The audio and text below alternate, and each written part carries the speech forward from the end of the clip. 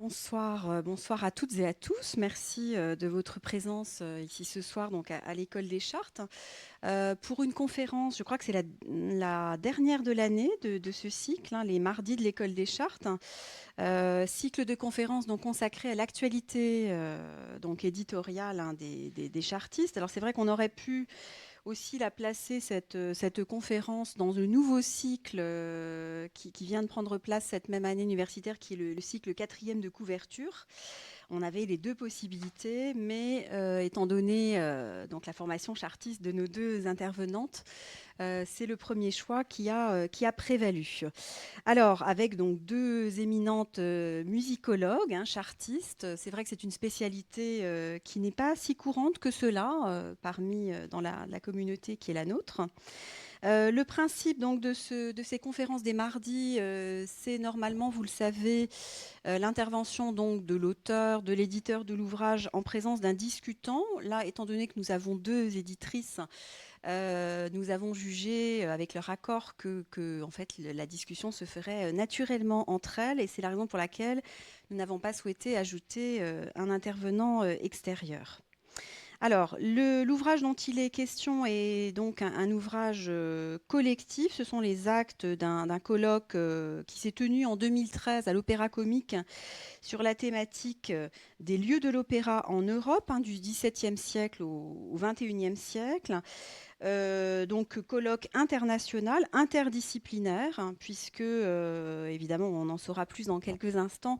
La perspective est véritablement celle des lieux de l'opéra abordés dans une perspective totalement pluridisciplinaire, hein, des pratiques socio-professionnelles à la question architecturale.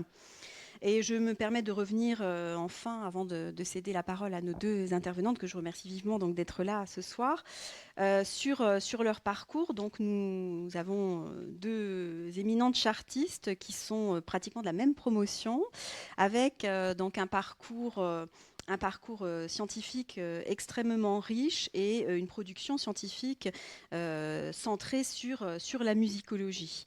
Madame Caroline Giron-Panel, vous êtes actuellement professeure d'histoire, mais vous avez aussi une carrière de conservateur des bibliothèques. Et Madame Solveig Serre, vous êtes chargée de recherche au CNRS et notamment en poste au Centre de musique baroque de Versailles. Bien, donc sans plus tarder, en vous remerciant une nouvelle fois pour votre présence ici ce soir, en particulier Caroline qui vient de Strasbourg. Donc je vous cède sans plus tarder la parole et donc on se réjouit tous vivement de vous entendre sur ce bel ouvrage dont le titre et la problématique sont tout à fait novateurs et alléchants. Merci à vous deux. Merci Michel. Je te laisse te présenter. Bon, alors je commence. Bonsoir à tous, merci d'être venus si nombreux. Michel l'a rappelé en introduction, on a une promotion d'écart avec Caroline. En fait, on se connaît depuis qu'on a 18 ans, qu'on est en prépa. On s'est rencontrés en prépa à Toulouse, en province. Et on s'est mis à travailler sur la musique. On n'avait pas concerté ça l'une et l'autre. Caroline, elle reviendra sur son parcours, mais elle travaille sur les lieux de l'opéra plutôt côté italien, et moi plutôt côté français, puisque j'ai fait une thèse d'école des chartes puis de doctorat qui était consacrée à l'Académie royale de musique, c'est-à-dire l'Opéra de Paris, sous l'Ancien Régime, en particulier dans la deuxième moitié du XVIIIe siècle. Le but étant surtout une histoire institutionnelle et législative en fait de l'opéra et de son public, et évidemment de ses lieux, de ses locaux en fait. Et je te laisse te présenter, puis après je reprendrai la parole. Donc moi, effectivement, j'ai consacré ma thèse à des lieux de musique qui n'étaient pas des lieux d'opéra, puisque j'ai travaillé sur les Ospedali de Venise, qui sont des institutions charitables destinées au départ à l'accueil des orphelins et des malades, et dans lesquelles les jeunes filles, et exclusivement les jeunes filles, apprenaient la musique et chantaient de la musique sacrée. Euh, il n'empêche que travaillant sur Venise, j'ai été forcément amenée à travailler aussi sur l'opéra. Et puis, il y a quelques années, on s'est dit avec Solveig qu'on avait envie de travailler ensemble. Et donc, on a organisé ce colloque. Et alors, je dois dire que ce colloque a une saveur particulière pour moi, puisqu'on l'a organisé ensemble. On a travaillé ensemble à l'organisation de ces 2 journées et demie. Ça a été un lourd travail. Et puis, la veille du premier jour, j'ai appelé Solveig en lui disant que j'étais vraiment navrée, mais que j'allais pas pouvoir venir, puisque j'attendais mon troisième enfant et qu'il avait décidé de s'annoncer avec 3 semaines d'avance. Donc Solveig a assuré toute seule l'accueil, la supervision et l'organisation de ce colloque. Et puis après, on s'est retrouvés pour les actes qui sont donc le livre qu'on vous présente aujourd'hui. Voilà, donc ce qui explique la dédicace à Victoire, née le soir d'un concert de Nick Cave, parce que j'étais à un concert de Nick Cave quand Caroline m'a annoncé que j'allais faire le colloque toute seule.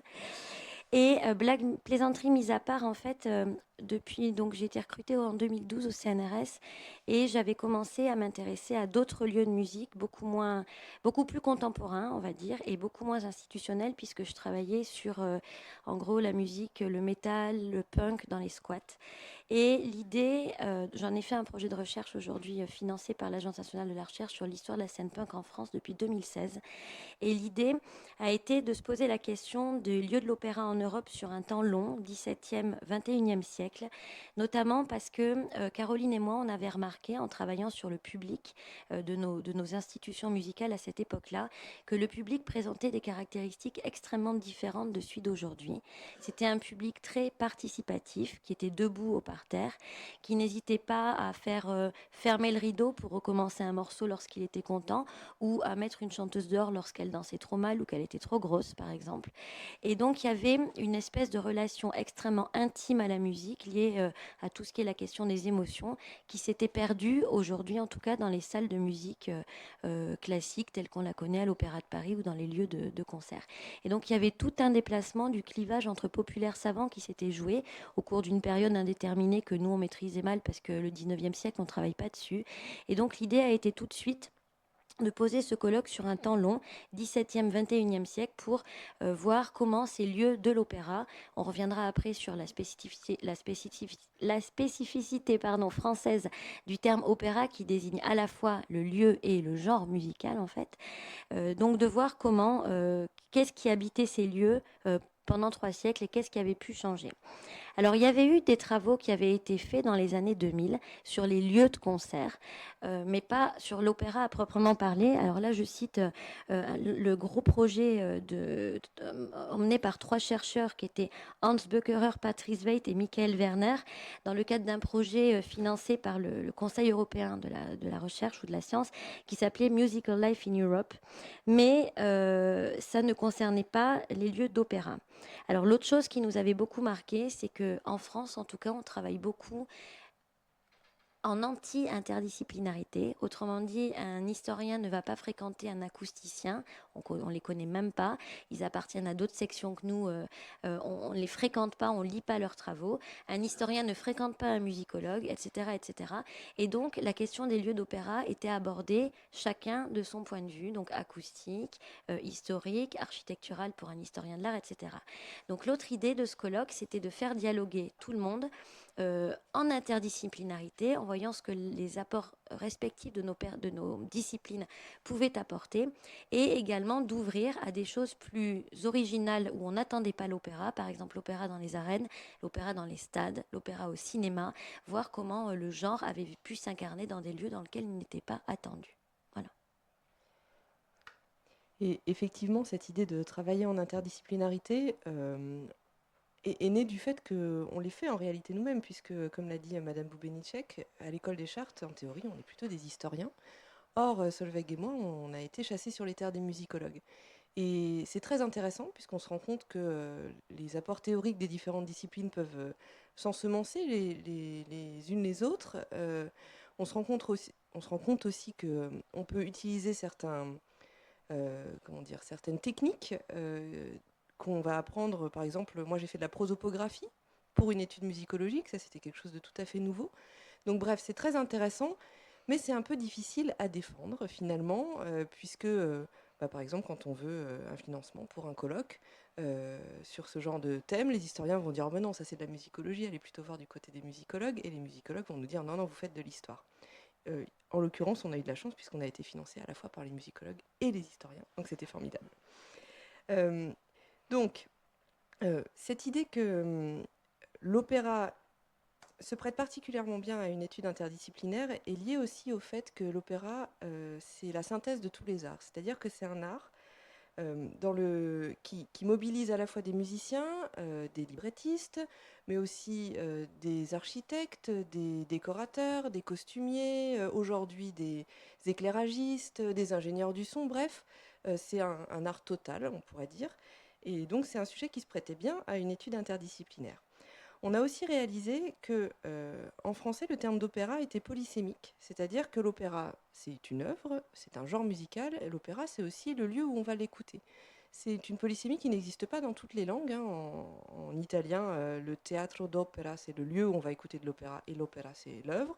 En anglais, il y a un mot spécifique pour désigner l'espace. Ce lieu de l'opéra, c'est le opera house, etc. En français, c'est un petit peu plus compliqué, donc on s'est demandé, eh ben, quand on va écouter de l'opéra, on va à l'opéra, mais de quel lieu parle-t-on?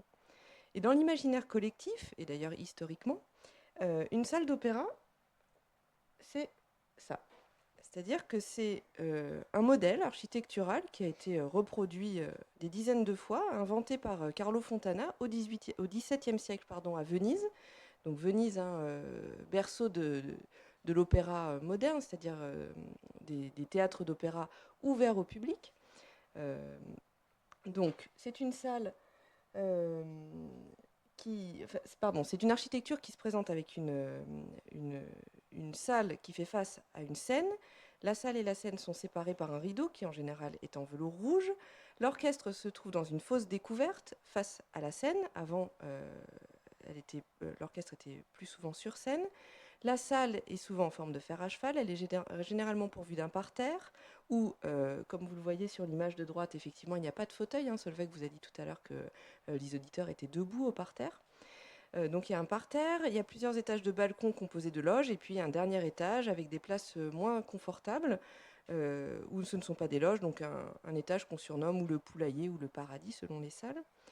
Donc c'est un modèle intéressant puisqu'il reprend l'idée que l'opéra est un genre musical ouvert à tous. Et d'ailleurs, les étrangers qui visitent Venise au XVIIe siècle insistent sur la présence à l'opéra de toutes les catégories sociales, depuis le gondolier qui est réputé y rentrer gratuitement jusqu'au patricien, membre du Grand Conseil, qui souvent d'ailleurs possède lui-même le théâtre. Vous voyez ici que ces deux théâtres s'appellent Grimani. Grimani, c'est le nom d'une grande famille patricienne de Venise. Et puis ensuite, on a précisé où il se trouvait, celui de gauche à San Giovanni e Paolo, qui est la grande église de Venise où sont enterrés la plupart des doges. Donc le théâtre était à côté de cette église. Et puis l'image de droite, c'est le théâtre Grimani à San Giovanni Grisostomo. Donc en réalité, Venise est un cas particulier puisqu'il n'y a pas une véritable aristocratie. Donc les catégories sociales s'y mélangent sans doute un peu plus qu'ailleurs dans les autres théâtres d'opéra. Et en réalité, elles ne se mélangent pas tant que ça, puisque les places sont vendues à des prix différents, évidemment, entre les places du parterre et les places des loges. Par ailleurs, il y a tout un système d'abonnement pour ces loges, dont Solveig pourra vous parler, parce qu'elle connaît très bien cette question pour la France. Donc ces catégories sociales ne se mélangent pas tant que ça. Il n'empêche que tout le monde entend le même spectacle. Donc, je vous ai sélectionné un témoignage d'un visiteur français qui se rend à Venise au XVIIe siècle et qui raconte ce qui s'y passe à l'opéra.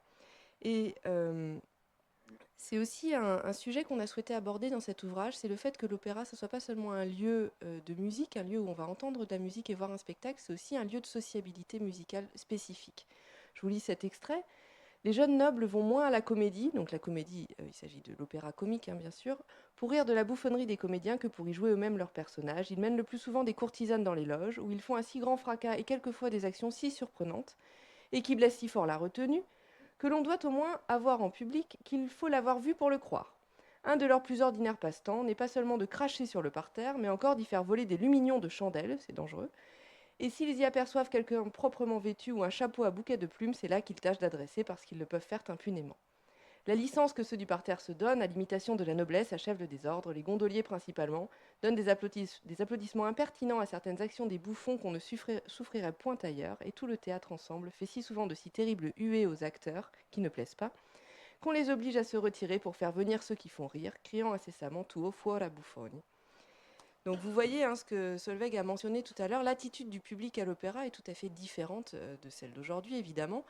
Et ça montre aussi que toutes les représentations mentales qu'on peut avoir sur l'opéra, sur le fait que ce soit un spectacle élitaire, un spectacle où on se comporte d'une certaine façon, ça n'a pas toujours été le cas. Donc ça aussi, ça nous a semblé intéressant. Et puis je vais redonner la parole à Solveig tout de suite. Avant, je voudrais développer un tout petit peu cette question de la sociabilité de l'opéra. Donc l'opéra est aussi un lieu chargé de symboles. Aujourd'hui, si vous interrogez l'homme de la rue, il va vous dire peut-être que, surtout si il est jeune, que c'est un lieu élitiste, voire un lieu poussiéreux, un endroit pour les vieux, un endroit qui n'est pas ouvert à tout le monde. Donc, l'opéra, c'est un lieu où l'on se rend dans l'imaginaire collectif, voire où on loue une loge à l'année, au XVIIe siècle, mais encore aujourd'hui dans certains opéras, pour se retrouver dans un entre-soi de bonne aloi, même si on déteste la musique d'ailleurs. Et l'architecture reflète cette fonction sociale. L'escalier monumental de l'Opéra Garnier, tout près d'ici, a pour fonction principale de permettre aux spectateurs d'admirer les toilettes des dames. Ça, c'était vrai au XVIIIe siècle. Mais c'est vrai aussi au XXe siècle, puisque l'Opéra de Houston, qui a été inauguré en 1987 avec Nixon in China de John Adams, a fait l'objet de cette recension de la librettiste Alice Goodman, qui écrit « L'opéra était tout neuf et avait été conçu pour faire valoir les robes magnifiques des femmes qui entraient. L'aspect social du nouveau théâtre semblait avoir pris le dessus sur tout ce qui se passait à l'intérieur. » Donc ça, c'est aussi une dimension qu'on a abordée dans le livre. Voilà. Et il y avait donc cette question de recherche qu'on n'a pas résolue parce qu'on fera peut-être un prochain colloque là-dessus. Du point de vue donc de l'histoire de l'écoute, on sait en tout cas en France qu'il s'est passé quelque chose donc au 19e siècle, sûrement aussi avec la montée, dans le contexte de après la Révolution française. Il y a une classe bourgeoise, petite bourgeoise, qui s'est mise à aller à l'opéra, qui s'est mise à en faire un spectacle aussi où on n'y allait plus qu'une fois, parce que comme Caroline l'a expliqué, au XVIIIe siècle, on louait sa loge à l'année, ou on louait une demi-loge ou un quart de loge à l'année. Et donc on allait tous les soirs écouter le même spectacle, parce que la programmation en plus, ça coûtait très cher de programmer. Et donc tous les soirs quasiment, on jouait la même chose. Alors, il y a quand même une variété d'œuvres dans l'année, on va dire entre 9 et 13, 9 et 15, mais tous les jours, ce public allait à l'opéra écouter la même œuvre. Donc, il va de soi que se pose la question de l'écoute. En fait, on ne va pas du tout aller à l'opéra pour écouter. C'est un spectacle qui est... j'ai un témoignage que j'aime bien évoquer parce qu'il est très, très révélateur. En 1778, un nouveau directeur arrive à la tête de l'Opéra de Paris. Et pour la première fois, ce n'est pas un musicien, mais un fermier général. Il s'appelle Anne-Jacques-Pierre de Visme-Duvalguier. Et il décide d'appliquer des méthodes gestionnaires à l'opéra. Donc c'est un Macron à l'opéra, c'est exactement ça. Et la première chose qu'il fait, donc déjà il interdit aux femmes de porter les coiffures à très très hautes parce que ça entrave la visibilité des spectateurs qui sont derrière. Et il décide d'éteindre le lustre qui était en fait dans la salle. Il n'y avait pas de lumière, il n'y avait pas de noir en fait. La lumière était présente à l'opéra. Et le tollé est tel, il y a des articles de presse pendant 2 mois en continu dans les journaux, qu'il est obligé de rallumer le lustre. Et c'est une anecdote qui peut faire sourire, mais qui est extrêmement intéressante du point de vue... Aujourd'hui, on ne concevrait pas aller à l'opéra s'il n'y avait pas du silence, parce que le voisin qui éternue, il se fait huer. En ce moment, l'hiver, c'est très drôle d'aller à l'opéra, il y en a toujours un qui a la bronchite. Voilà, c'est hyper compliqué. Et on ne concevrait pas un spectacle dans le noir, qui ne soit pas dans le noir aujourd'hui. C'est obligatoirement dans le noir. À cette époque aussi, il faut dire que l'illusion est quelque chose... Les spectateurs ont du mal, parce qu'on n'est pas exactement les mêmes qu'il y a 300 ans. Pour eux, il n'y a pas de différence entre la scène et la salle. Souvent, il y a l'illusion et ils y croient alors que les machines sont très mal faites, qu'on voit les ficelles, que de temps en temps, il y a un nuage qui tombe. Pourtant, ils croient intensément au spectacle qu'ils voient. On est dans une société, enfin je le rappelle, c'était déjà comme ça il y a 40 ans, où il n'y a pas Internet, il n'y a pas de technologie, donc forcément ça change beaucoup, beaucoup la perception et l'écoute de la musique, le fait qu'il n'y ait pas de technologie. Aujourd'hui, vous tapez Tosca, vous sur YouTube, vous voyez 10 000 trucs dans la seconde. Ça change beaucoup de choses. Voilà. Et donc, il y a une très belle question de recherche qui court. Enfin, moi, ce qui m'intéresse en tant que musicologue, c'est de comprendre pourquoi, aujourd'hui, quelque part, on a perdu ce rapport d'émotion à la musique. On sait tous que j'habite juste à côté de l'Opéra Bastille et il y avait un panneau ces derniers temps où il y avait marqué « Place pas cher, 50 €». Et en fait, on ne peut pas parler de démocratisation culturelle quand on voit 50 euros pour un jeune ou pour une famille, 2 parents, 4 enfants. On ne peut pas aller à l'opéra, c'est un spectacle extrêmement distinctif où on ne va qu'une fois. Ça aussi, ça a un impact sur la manière dont on se comporte, évidemment. Voilà. Et donc, tout ça pour dire que l'idée était vraiment de creuser ce lien entre les émotions. Alors, le contrôle des émotions, tout ce que dit Norbert Elias sur la civilisation des mœurs, hein, comment petit à petit l'homme à l'époque moderne, donc au XVIIIe siècle, est un homme encore assez sauvage, on ne met pas de culotte, etc. Comment on arrive aujourd'hui dans une société extrêmement normée et de plus en plus normée, et comment la musique, c'est un prisme extrêmement révélateur pour analyser tout ça, en fait. Voilà. Qu'en gros, avec Caroline, l'idée, c'était aussi de montrer qu'à travers l'opéra se jouait une réécriture de la société européenne sur le temps long, voilà, où l'homme n'était pas exactement celui qu'il est aujourd'hui. Je te laisse. Oui. Donc, l'opéra, c'est une question complexe, parce que l'opéra, c'est un genre musical, c'est un lieu de sociabilité, d'une sociabilité spécifique. Donc, euh, on s'est interrogé en réalité sur le lien entre le genre musical et le lieu dans lequel ce genre musical s'exposait. Et puis on s'est rendu compte que, en réalité, dès ses débuts, l'opéra n'avait pas besoin des théâtres d'opéra pour exister, puisque les premiers opéras, au sens moderne du terme, le couronnement de Popée de Monteverdi, les tout premiers opéras, ils n'ont pas eu lieu dans des théâtres d'opéra, ils ont été joués chez des particuliers. Donc la vraie différence, c'est que ce n'était plus un théâtre, un théâtre de cour, c'était chez des particuliers, mais ce n'était pas encore des architectures construites ad hoc. Donc, au XVIIe siècle, il existe cet opéra en tant que genre musical dans les demeures particulières. Il y a un article dans le livre de Jean-François Latarico qui a travaillé sur l'opéra dans les villas de la Brenta, à côté de Venise. Donc on parle toujours de Venise, qui est célèbre pour avoir donné naissance au premier théâtre d'opéra. Là, Jean-François Latarico est allé voir ce qui se passe en villégiature. La villégiature, là où les patriciens passent la moitié de l'année pour échapper aux grandes chaleurs à Venise, donc ils vont s'installer dans leur villa au bord de la Brenta. Il y avait des représentations d'opéra dans ces lieux-là. Et puis, dès l'origine, l'opéra existe aussi en plein air sous une forme qu'on pourrait appeler une forme dégradée, puisque les spectacles forains reprennent les opéras à la mode en les modifiant quelque peu, éventuellement sans décor ou presque, ou en utilisant les architectures des villes comme décor, en mettant 3 tréteaux, et puis on reprend les grands airs qui ont eu du succès au théâtre la veille ou l'avant-veille, et puis on essaye de gagner 3 sous comme ça. C'est la même chose aujourd'hui, à vrai dire. L'opéra est sorti de ses murs, on joue des opéras dans des lieux qui, au départ, ne sont pas destinés à cette forme de spectacle particulière. Dans les arènes, par exemple, les arènes de Nîmes ou les arènes de Vérone, qui sont extrêmement célèbres pour les opéras. Alors là, vous voyez ici une photo, une publicité, pour le festival de 2014 avec l'Aïda de Verdi, et vous avez vu le nombre de gens qui viennent assister à l'opéra. Donc là, quand on voit une photo comme ça, on se dit que c'est quand même un spectacle populaire. Parce qu'on ne peut pas croire qu'il n'y ait que des gens extrêmement savants, qu'une élite qui assiste à un spectacle comme celui-ci. Et puis, l'autre image, c'est les Noces de Figaro qui ont été représentées en septembre 2017 dans la cour de l'Hôtel des Invalides. Et ça, c'est un exemple que j'ai trouvé intéressant parce que c'est une entreprise qui s'appelle Opéra de plein air, qui a été fondée spécifiquement pour jouer les grands opéras du répertoire en plein air, dans des lieux chargés historiquement et culturellement. Donc ça peut être aux Invalides, dans les jardins du château de Sceaux, ou au Luxembourg, au château de Vincennes. Et ça aussi, ça montre que le but, c'est de démocratiser cette forme musicale, puisque la dernière metteuse en scène, c'était Julie Gaillet en 2017. Donc l'idée, c'est aussi d'attirer des gens qui n'iraient pas forcément à l'opéra dans des lieux dédiés. Voilà pour les arènes. On joue aussi des opéras dans les stades, Solveig en a parlé.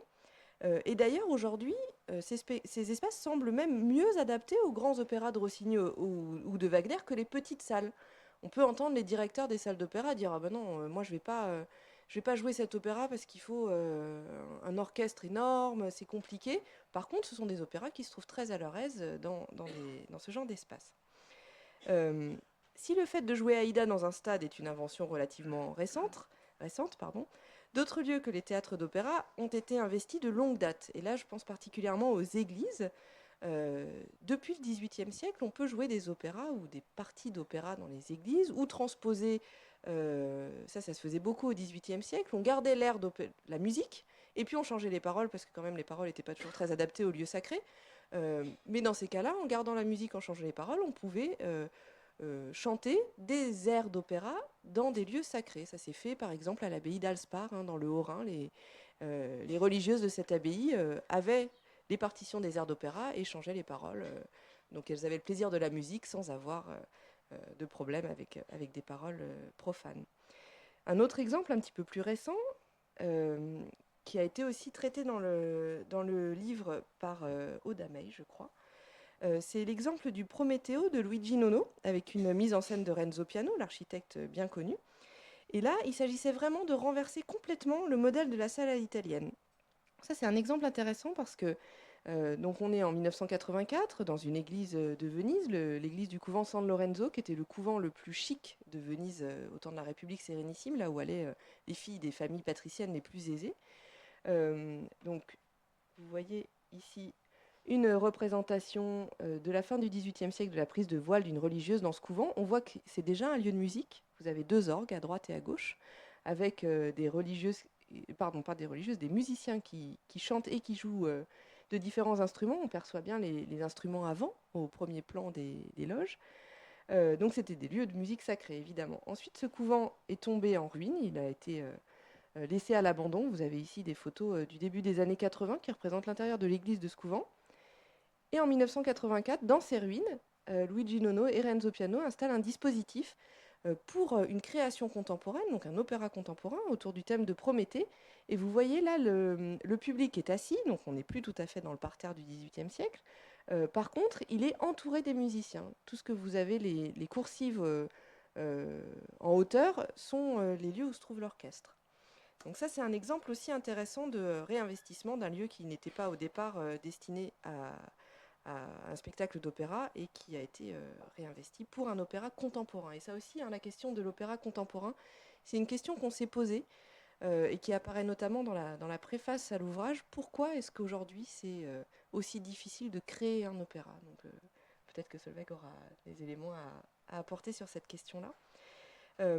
Donc les arènes, les stades, les églises, tout ça, a priori, sont quand même des lieux qui sont destinés à se rassembler pour un événement, que ce soit sportif ou une célébration religieuse. Donc on peut considérer que l'opéra aurait éventuellement sa place, puisqu'il s'agit aussi d'un rassemblement pour une occasion artistique. Mais ce qu'on a appris aussi, parce qu'on n'est vraiment pas spécialiste du XXe siècle, l'une et l'autre, c'est que il y avait eu toute une mode des opéras hors les murs à partir des années 1970, qui ont entraîné les spectateurs dans une véritable expérience. Le but, c'était de les faire participer et que ce soit une expérience unique. Donc là, on est très très loin de l'idée d'aller à l'opéra tous les jours et puis de pas forcément écouter de la musique. Là, c'est vraiment une expérience unique qui se passe une fois dans un lieu extrême.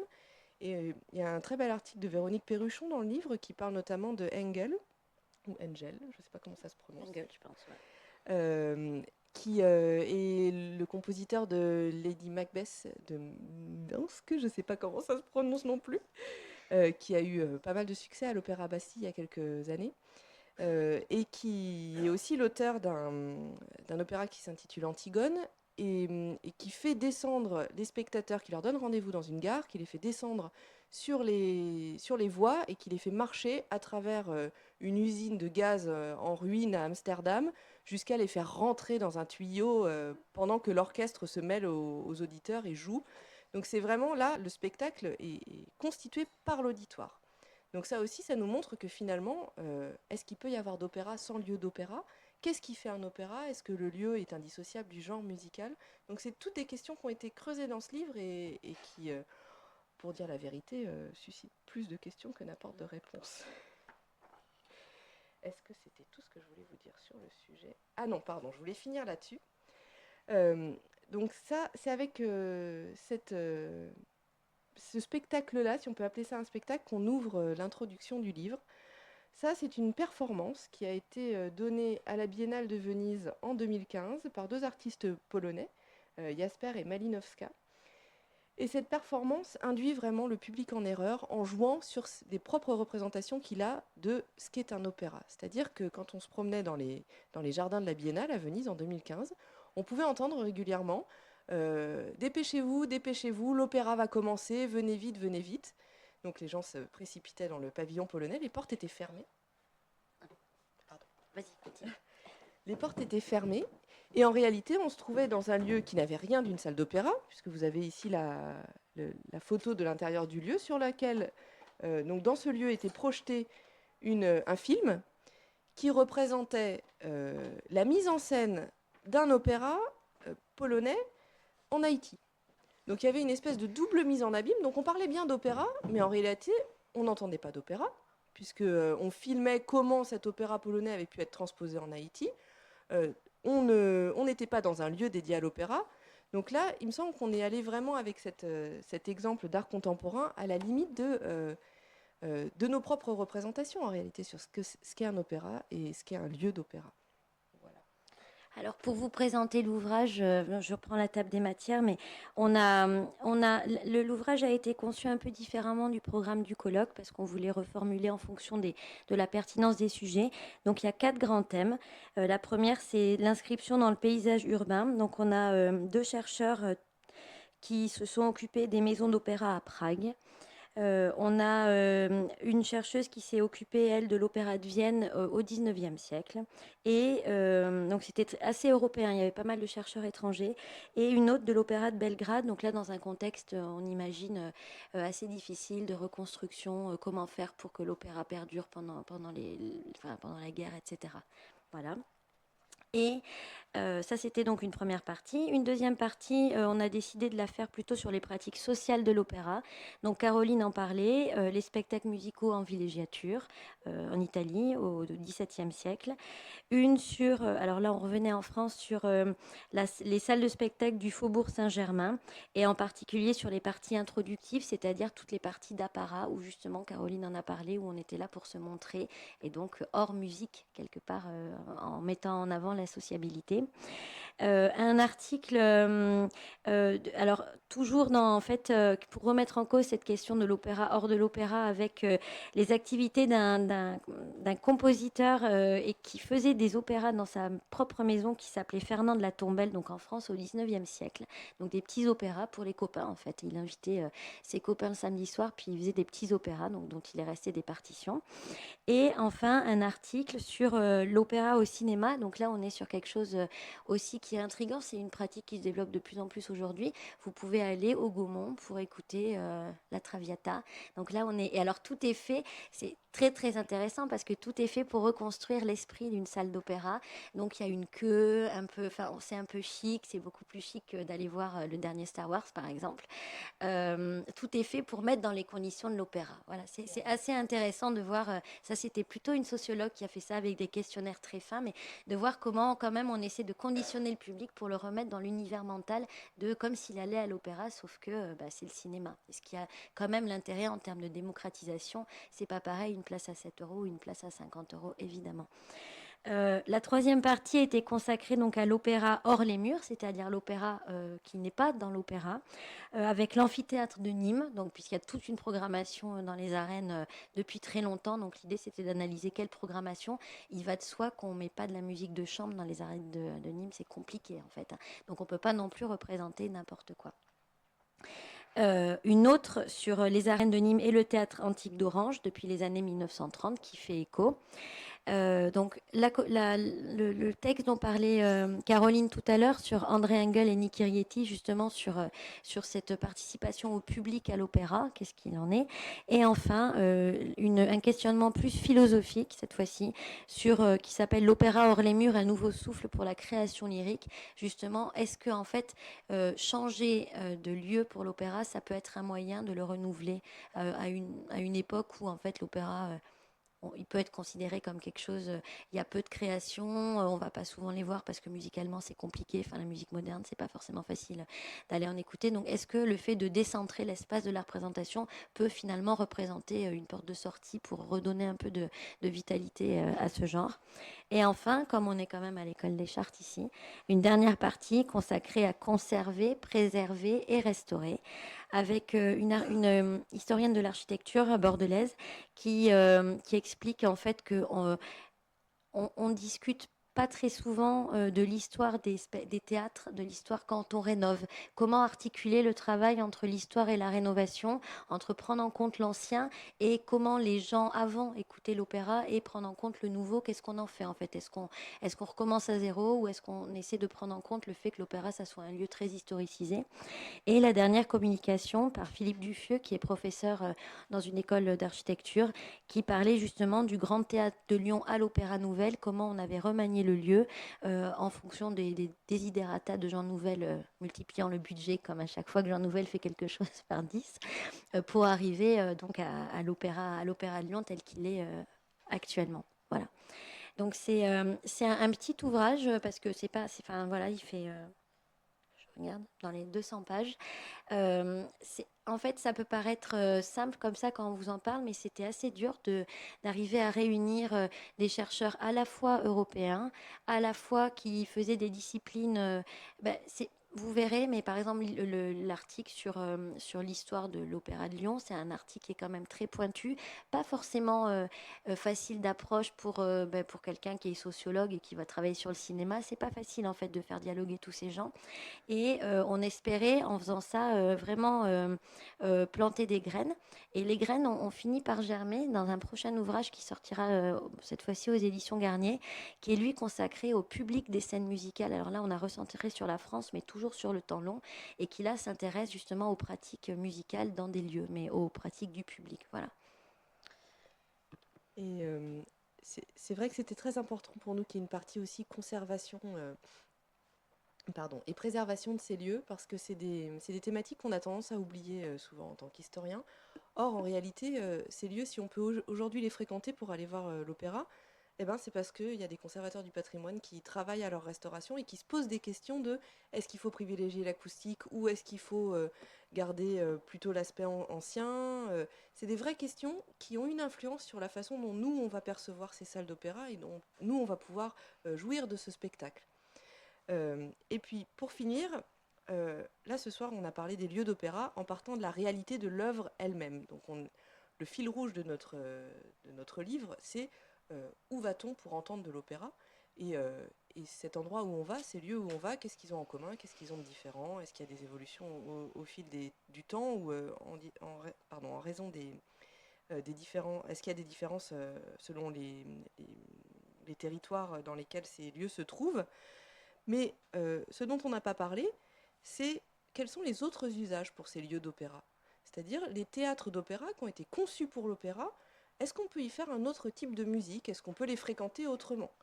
Et la réponse est oui. Et alors là, j'ai un exemple formidable, puisque, comme l'a dit Madame Boubenicek, j'habite à Strasbourg depuis quelques années. Or, à Strasbourg, en avril 2017, il y a eu un concert dans le cadre d'un festival, le festival de Metal Opera Art, qui a accueilli 5 formations de métal, de rock metal, donc Igor, Psygnosis, Gror, Laniakea et Empyrium, qui se sont produits à l'Opéra National du Rhin. Au moment où cet Opéra National du Rhin, donc qui n'est quand même pas n'importe quel opéra, c'est l'une des grandes scènes lyriques françaises, au moment où cet opéra programmait la Callisto de Francesco Cavalli, donc un opéra vénitien du début du XVIIe siècle. C'était l'opéra qui était à la programmation à ce moment-là. On a laissé les décors et on a accueilli, l'Opéra National du Rhin a accueilli des groupes de métal pour jouer dans ces décors-là, d'opéra du XVIIe siècle. Et à cette occasion, le directeur adjoint de l'Opéra National du Rhin, M. Bertrand Rossi, a dit, je cite, « C'est une nécessité d'organiser un concert de métal à l'opéra. Cela a du sens. Depuis que l'opéra existe, depuis la fin du XVIe siècle, il mêle toutes les formes d'art. Même si l'opéra représente une forme d'art élitiste, alors on a vu que ce n'était pas le cas à l'origine, il doit aller vers le sens de l'ouverture. Ce n'est pas un hasard si le métal a ses racines dans le rock, le hard rock, le blues, mais aussi dans la musique classique, baroque et moderne. Et l'adjoint à la culture de la mairie de Strasbourg, Alain Fontanelle, a dit que c'était essentiel de faire ce genre d'action pour démocratiser et ouvrir les lieux d'opéra. Donc j'ai trouvé que c'était vraiment bien adapté à notre réflexion, et je finirai en vous projetant cette image qui vaut son pesant d'or. Et je vais laisser Solveig conclure en plaidant peut-être pour un décloisonnement des disciplines et peut-être aussi un dépoussiérage de l'image des chartistes, puisque, comme elle l'a dit tout à l'heure, elle travaille sur un projet autour de la musique punk. Et en réalité, pour moi, c'est vraiment très important de comprendre que les choses sont liées entre elles. On peut travailler sur la musique punk ou sur le hard rock ou sur le métal avec des méthodes scientifiques. Il n'y a pas d'objet d'étude qui soit moins valable que d'autres. Et il me semble que c'est vraiment important en fait pour faire avancer la science d'avoir ça en tête, que tous les objets d'étude ont une valeur propre. Du coup, j'ai le mot de la fin. Et c'est vrai que ce que dit Caroline, enfin, en fait, on se rend compte que c'est beaucoup plus facile de travailler. Alors, à l'école des chartes, l'ouverture est grande. On n'a pas forcément l'impression de l'extérieur, mais en fait, il y a toute une tradition de chartistes qui travaillent sur la musique, alors plutôt sur des genres effectivement savants. Mais l'idée, c'est vraiment de montrer, comme a dit Caroline, que il y a des communications déjà un peu limites, l'opéra au cinéma. C'est compliqué déjà d'aborder ce genre d'espace d'un point de vue parce qu'on sort clairement du genre savant, du public savant, etc. Et l'idée, c'est vraiment de montrer que effectivement, avec l'apport des différentes disciplines, donc globalement des disciplines des sciences humaines, je sais pas moi, anthropologie, histoire de l'art, sociologie, parce que ça peut être utile pour tout ce qui est contemporain, mais aussi tout ce qu'on appelle chez nous, enfin les disciplines parahistoriques, comme Caroline a parlé de faire de la prosopographie, être capable de lire les textes, enfin vraiment une convergence de méthodes. On peut s'attaquer à plein d'objets et surtout que, enfin, ce que ce livre veut prêcher, et c'est encore plus vrai maintenant dans les travaux qu'on mène avec Caroline, c'est on essaie de s'interroger en permanence sur le basculement entre ce qu'on qualifie savant et populaire. En fait, c'est des constructions, hein, tout ça historicisé, la musique savante, la musique populaire, ça veut rien dire en fait quand on est musicologue. Il n'y a pas de musique savante, il n'y a pas de musique populaire. Pour moi, l'opéra au XVIIIe siècle, c'était un genre profondément populaire. Moi, quand j'enseigne à mes élèves, je leur dis, ma grand-mère, elle était charcutière et elle connaissait Carmen par cœur. Aujourd'hui, c'est perdu ce rapport à la musique. Enfin, moi, je connais Carmen par cœur, mais parce que c'est mon boulot. Vous demandez à un jeune, indépendamment de son milieu, moi j'enseigne à des polytechniciens par exemple, s'ils connaissent éventuellement la Banera de Carmen, et encore c'est parce qu'ils l'ont entendu à la télé, parce que c'était la pub Ariel, hein. Non, sincèrement. Non, mais... Et donc l'idée c'est vraiment de se poser en permanence là dans les travaux qu'on continue de mener, dont ça c'était un premier jalon, la question de s'interroger sur la légitimité des objets, parce que pour moi, en tant que musicologue, il n'y a pas vraiment de différence entre un air de Verdi et un riff des Stooges et d'Iggy Pop. Ça se caractérise pas en termes de valeur et ça se caractérise plutôt en termes d'émotion. Et ce rapport à la musique, en fait, il s'est beaucoup déplacé, ce rapport des émotions à la musique. Aujourd'hui, pour qu'il se passe quelque chose du point de vue émotionnel, il faut vraiment aller du côté des musiques populaires, aller dans des salles. Et avec toute cette réflexion que c'est de moins en moins vrai en France en ce moment, que en gros, même les salles de musique populaire deviennent contaminées par les pratiques savantes. Aujourd'hui, vous allez à l'Olympia écouter de la chanson française, vous verrez, tout le monde est assis, très sage. Enfin, quand on allait écouter Higelin il y a 30 ans, c'était pas du tout ça en fait. Et donc, il y a une espèce de contamination vers les genres savants dont il faut se questionner à l'heure où on ferme de plus en plus de petites salles de concert, où il n'y a plus que des grandes salles, etc.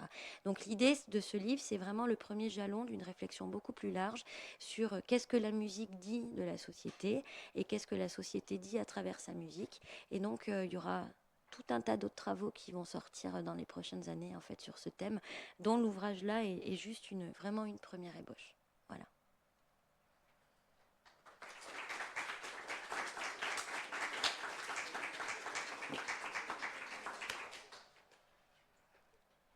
Avez-vous des questions? Oui, monsieur.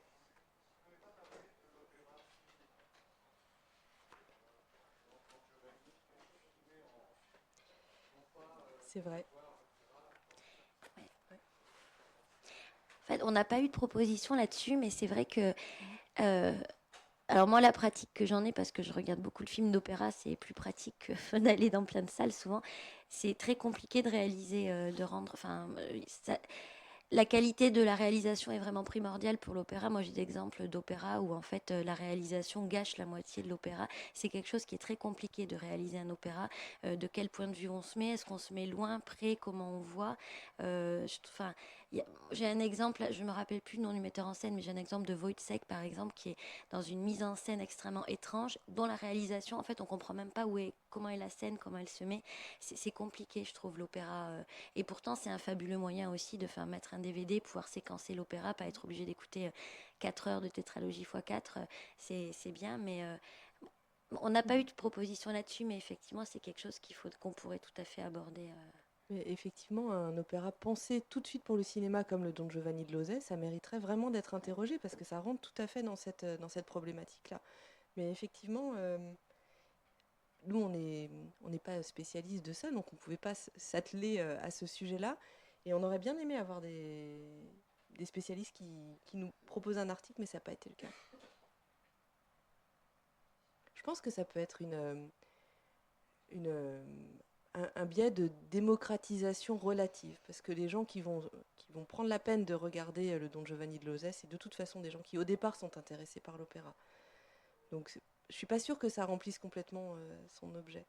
Après, ce que je voulais dire, je voulais rebondir sur ce que tu as dit tout à l'heure sur le changement des pratiques des publics dans les salles de musique dites populaires. Ça, en fait, on retombe sur nos pattes, puisque finalement, est-ce que le lieu lui-même n'a pas une grande influence sur la façon dont se comporte le public? Puisque, je sais pas, à l'Olympia ou au Casino de Paris, c'est une salle aussi avec des sièges. Bah justement, ce festival Metal Art, ils ont enlevé ils ont enlevé une partie des sièges du parterre en disant bien non, non, les métalleux, les amateurs de musique métal ne sont pas des gens violents, mais leur façon d'apprécier la musique, c'est de sauter, donc ils risqueraient d'abîmer le matériel sans le vouloir.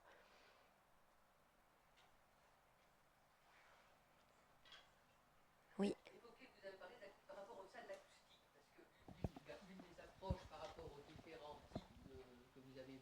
C'est quand même, pardon, oui, je dis, vous avez parlé d'acoustique, mais relativement peu. Or, par rapport aux salles, il y a quand même une évolution. Les salles, autrefois, ou les salles spécifiques d'aujourd'hui, pensons à la Philharmonie, donnent des acoustiques absolument extraordinaires. Alors que les autres lieux que vous avez évoqués sont effectivement beaucoup plus, enfin, plutôt beaucoup moins satisfaisants en matière d'acoustique, qu'on parle des théâtres, que ce soit Orange, que ce soit Nîmes, que ce soit Vérone, ou plus encore quand on va jouer dans des châteaux ou dans le le jardin du Luxembourg. Donc là, il y a aussi une autre approche qui est celle de l'écoute. Oui, mais voilà, la question de l'acoustique recoupe celle de l'écoute. Dans les témoignages du XVIIIe siècle, on sait très bien que les acoustiques des salles étaient globalement mauvaises, mais comme les gens ne venaient pas écouter, non, mais ça gênait pas. Alors oui, on trouve toujours dans la littérature à cette époque-là, il y a la naissance de l'amateur de musique au XVIIIe siècle. Donc il y a quand même des gens qui disent le spectacle, on entend mal, etc. Mais la majorité des gens, ils s'en fichent. Ce qu'ils vont faire, c'est ce qu'a dit Caroline, c'est attraper les danseuses pour les enfermer dans les loges. C'est toute une pratique qui fait qu'après tout, si on n'entend pas bien, c'est un peu comme on voit la salle. Ça les gêne pas non plus de voir leurs spectateurs à droite, à gauche. Oui, mais alors c'est pareil, je pense que le public qui va écouter la Traviata dans un stade n'a pas la même éducation à l'écoute ou n'est pas demandeur de la même écoute que quelqu'un qui va aller à la Philharmonie pour écouter tel interprète jouer telle symphonie de Bruckner, par exemple. Avec ce petit bémol que même au XVIIIe siècle, il y avait des salles qui avaient une acoustique exceptionnelle. Et là, je pense à l'église des Incurabili de Venise, qui n'existe plus aujourd'hui, qui a été conçue vraiment comme un instrument de musique. On a des lettres de l'architecte qui a dit il s'était inspiré pour la forme du plafond de la courbure des violoncelles.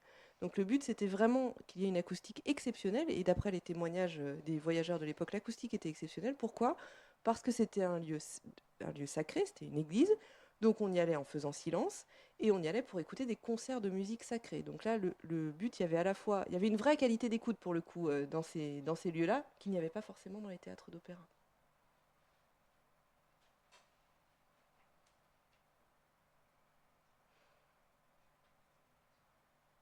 Est-ce qu'il y a d'autres questions? Oui.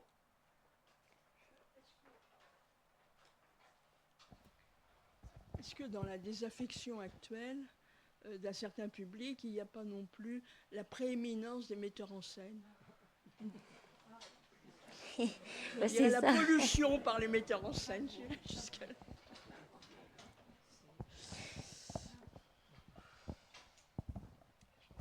C'est une question compliquée en fait. Ça vient à répondre avec un jugement de valeur. Moi, enfin, il y en a parmi vous qui sont allés voir Carmen il y a 4-5 ans à l'Opéra Bastille, où Carmen était chantée par Antonacci, donc qui d'habitude joue plutôt dans des choses très conventionnelles. D'habitude, elle joue des personnages de Carmen, comme on entend, enfin, chevaux sur scène, etc. Et là, monsieur, vous y étiez? Et vous en avez pensé quoi? Vous avez trouvé ça très bien?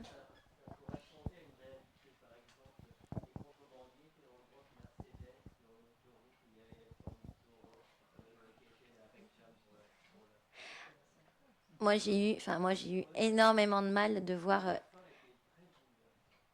Ouais, alors, moi, la fin, donc là, la chanteuse était en blonde.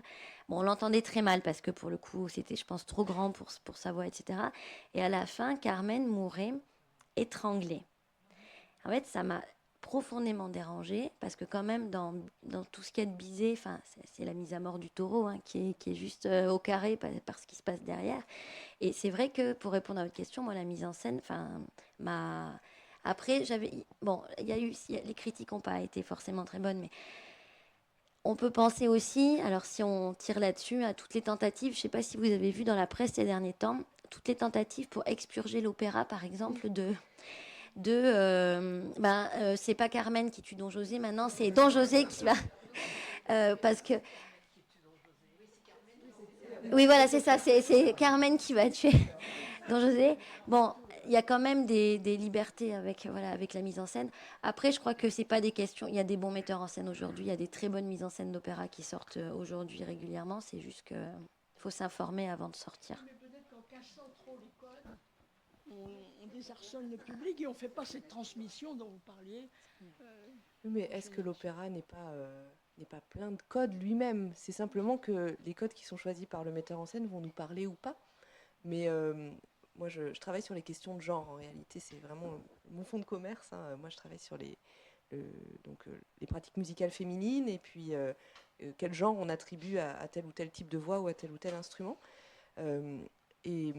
Quand on pense aujourd'hui aux opéras de Cavalli, qui avaient été écrits pour des castrats, un opéra comme Elena, qui joue entièrement des ambiguïtés de genre et de la question du travestissement. L'histoire, c'est que Hélène est enlevée par Ménélas et que... ça y est, j'ai oublié. Comment ça s'appelle Paris.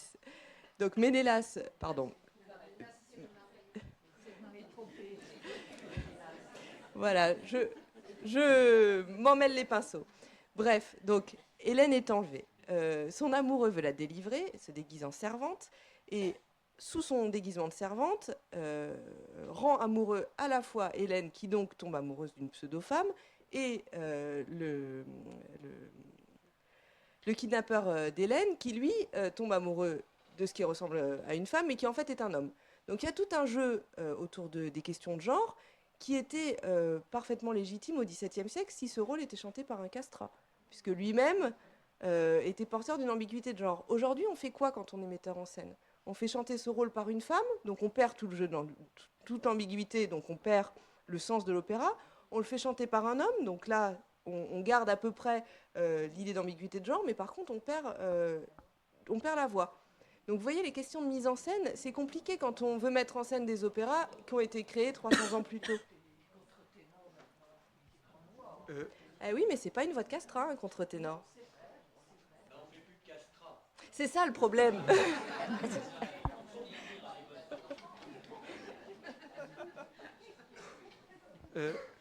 Pour le prix de l'opéra, je me trompe peut-être, mais si les nombres de représentations n'étaient pas aussi restreints, est-ce que les prix pourraient être plus bas?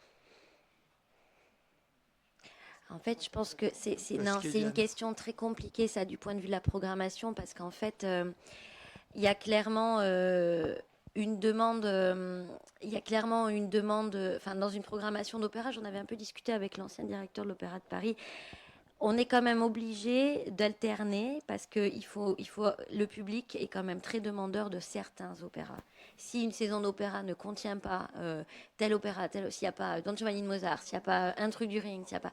En fait, c'est assez conventionnel la programmation d'opéra et on est obligé d'alterner et pas d'utiliser les longues séries. C'était le cas sous l'Ancien Régime, on faisait que des longues séries pour amortir justement. Mais là, on est obligé de... Et puis, outre le fait que ce que dit Caroline, c'est que les cachets coûtent extrêmement cher et qu'on ne peut pas se permettre de payer quelqu'un. Le ballet, par exemple, à l'Opéra de Paris, c'est quelque chose qui est beaucoup mieux amorti parce qu'il y a un corps, c'était déjà comme ça sous l'Ancien Régime, permanent, salarié, qui fait que c'est son métier, c'est de danser tous les soirs, il n'y a pas de question de surcachet, etc. Mais enfin, je vous rassure, monsieur, depuis l'Ancien Régime, l'opéra va mal, économiquement parlant. C'est parce qu'en fait, une production, ça coûte très cher et que ça peut jamais être amorti par le prix des places. Ça fait partie de la subvention de la culture. Enfin, c'est...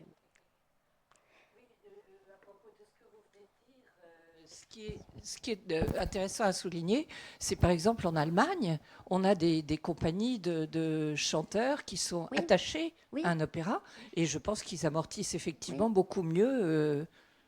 Mais c'est pas du tout le modèle économique actuel de l'Opéra de Paris, par exemple. Non, voilà. C'est clair. C'est pour ça qu'à l'opéra, les places sont si chères. Et les prix sont différents.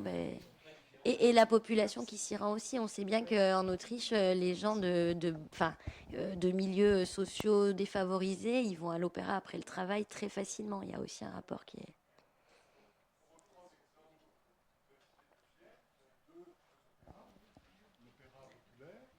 Là, tous les soirs, vous avez des prix relativement intéressants avec des grandes œuvres. Et puis, vous avez l'opéra prestigieux de Vienne. Nous, on a fait les deux et ils sont de qualité tous les deux. Même sur l'opéra de Vienne, il y a des interprètes prestigieux que vous n'avez pas sur l'opéra, le Fox Opera.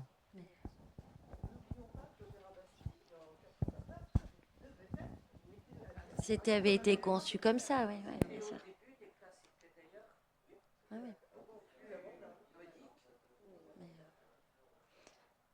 Mais le problème se pose, je trouve, pour tous les opéras baroques. Là, pour le coup, il y a très peu de représentation et ça coûte très cher pour le public. Oui, et ce serait peut-être intéressant... excusez-moi. Ah voilà, voilà, j'entendais là-bas. Vous citez beaucoup effectivement de grands opéras qui en fait sont des opéras nationaux. Après la loi Liberté de création, architecture et patrimoine, il y a eu une revue des labels attribués au ministère de la Culture. Et ce qui peut être intéressant comme champ d'investigation pour vous, ce sont les opéras en région ou les salles plus petites qui ont désormais le titre de le théâtre lyrique d'intérêt national. Alors ça ne s'obtient pas tout de suite, mais sociologiquement c'est intéressant parce que ce sont souvent des programmations très variées qui se tiennent dans des maisons d'opéra, dans des lieux, ces opéras municipaux qui avaient été conçus effectivement au 19e pour flatter un peu les édiles locaux. Et c'est très standardisé comme endroit. Mais en revanche, pour les rendre utilisables pour la population contemporaine, on demande aux directeurs d'opéra maintenant qui sont recrutés par les maires des villes de faire des programmations extrêmement variées où effectivement il s'agit de ne pas faire trop d'opéra pur jus, pas trop longtemps parce que ça coûte très cher. Au contraire, c'est plus on fait de dates, plus ça coûte cher. Donc on demande effectivement, pour garder un certain nombre d'abonnés et rentabiliser un petit peu, même si effectivement c'est très subventionné et c'est le complément de prix, on demande de faire des programmations qui sont très très mixtes avec tout type effectivement de musique et beaucoup d'actions éducatives. Et je pense que effectivement, c'est votre champ d'étude, il est passionnant parce que il essaie de répondre à des questions sur lesquelles aujourd'hui beaucoup de sociologues se cassent le nez, et en particulier en province, c'est-à-dire sortis de Paris ou sortis de Strasbourg. Qu'est-ce qu'il advient de ces anciens opéras du 19e siècle, ou dans des villes de taille moyenne de 200 000 habitants à peu près, vous avez la concurrence directe, effectivement, de l'opéra en salle de cinéma, d'un côté, et du coup les gens viennent plus forcément non plus écouter de l'opéra dans un lieu. Mais là, vous avez un champ de recherche qui est absolument infini.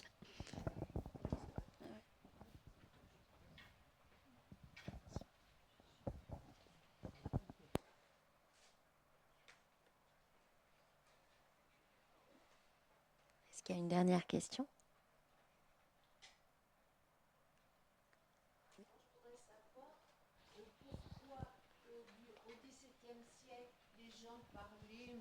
Même dans le théâtre, et on est venu à respecter l'œuvre comme si on était dans une église, en silence. Voilà.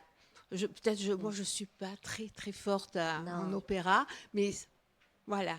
En fait, c'est une super belle question. Enfin, moi, c'est ma question de travail. Hein, donc, non, mais la réponse, c'est que, en fait, c'est ce que je disais tout à l'heure en évoquant la civilisation des mœurs d'Elias. Je pense que petit à petit, le contrôle de l'État sur les individus fait que l'individu se polisse et que pour les mêmes raisons que on a tous, enfin j'espère, une culotte aujourd'hui et qu'on se mouche dans un mouchoir. Enfin, il faut relire la civilisation des mœurs. En fait, petit à petit, l'individu se met à être normé et le silence, c'est une des conditions de cette norme. C'est pareil au musée. Enfin, je ne sais pas si vous avez remarqué, on ne peut pas non plus parler. Moi, j'ai des enfants, quand je les amène au musée, s'il y en a un qui fait un commentaire devant une œuvre, il se... C'est pour toutes les formes d'art. Et ce qui est intéressant, c'est justement de voir comment la musique, c'est un révélateur de ce serrage, de ce contrôle des individus qui fait qu'aujourd'hui, et c'est ce que je disais, ça contamine même les genres les plus populaires de musique. Il me semble aussi qu'on a observé le même phénomène sur scène. J'avais travaillé un peu avec Marie-Gabrielle Sauret, qui est conservatrice au département de la musique de la BNF, sur la question des contraltos, qui sont ces femmes à la voix très grave, qui étaient très à la mode sur les scènes des théâtres, notamment les théâtres français, au début du 19e siècle, au moment où les castrats disparaissent. D'ailleurs, elles sont formées souvent par des castrats. Elles reprennent leur rôle et tout ça, donc elles étaient très appréciées. Et puis à partir des années 1870, on les forme plus, on les trouve plus sur scène. L'hypothèse de Madame Sauret, c'était que on arrivait en 1870, au moment de la Troisième République, où les femmes ne pouvaient pas faire n'importe quoi, et les rôles qui avaient été écrits pour elles, c'était des rôles de femmes qui s'arrachaient les cheveux, Sémiramis, des rôles de femmes très fortes, et que c'était des rôles qui ne plaisaient plus, qui ne convenaient plus. Pourquoi ? Parce que justement, le système politique avait changé et qu'on n'avait plus envie de voir ça au cinéma et qu'il fallait polisser et qu'il fallait que les femmes redeviennent sur scène des petites créatures fragiles qui allaient mourir de tuberculose. Oui, oui, bien sûr. Oui, c'est clairement le passage d'une aristocratie qui se comportait, mais il suffit de voir les peintures du XVIIIe siècle, le libertinage, je pense au tableau, la balançoire, le nom ne vient pas. Voilà, de Fragonard, voilà, les plaisirs de l'escarpolette, pour voir comment, avec le passage d'une bourgeoisie et j'aime pas utiliser ce mot, mais le dégagement de l'aristocratie, comment se mettent en place d'autres codes. Effectivement, c'était l'aristocratie se comportait mal, c'est pas un jugement de valeur, mais se comportait, voilà, ils faisaient du bruit, ça les gênait pas, et puis voilà. C'est vraiment le passage à la Révolution française et la normalisation des mœurs qui fait que on en arrive à là. Et ça se trouve dans toute la société. Il y a ce magnifique livre d'Alain Corbin, Le miasme et la jonquille, qui parle aussi justement des odeurs et du fait que sentir mauvais, ça devient inacceptable en société. Donc c'est vraiment un mouvement global à ce moment-là.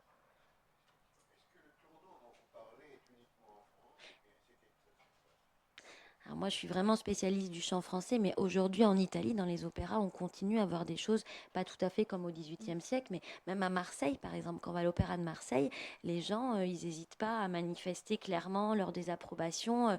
Il y a moins de coupures qu'à Paris, à l'Opéra Garnier, ça n'arrive jamais, qu'il y ait quelque chose. Non, mais c'est quand même très, très marginal. Il faut vraiment que ça soit très mauvais.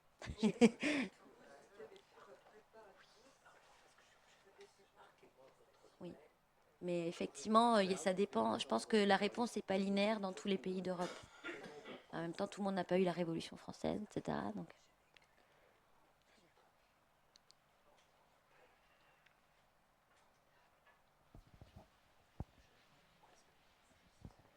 Alors, questions. Est-ce qu'il y a encore une question? Oui. Bon, alors il nous reste à vous remercier infiniment. Oui, je vais pardon. peut-être juste finir ce que tu disais pour répondre à cette question. En Italie, vous avez peut-être vu il y a quelques années quand Berlusconi avait été réélu, cette scène formidable où, comment il s'appelle Riccardo Muti. Riccardo Muti fait chanter Va Pensiero à toute la salle. Et déjà, il chante, donc ça veut dire qu'ils connaissent l'air par cœur, ce qui n'est pas forcément évident partout. Et c'est un moment vraiment de... Oui, c'est un hymne, mais je ne suis pas sûre que ça fonctionnerait en France. On pourrait faire le test, j'en suis pas certaine. Et c'est vraiment perçu comme comme un moment de cohésion nationale, quoi. L'opéra comme lieu d'expression d'un désaccord politique. Effectivement, je ne suis pas sûre qu'en France, on pourrait trouver ce genre d'attitude.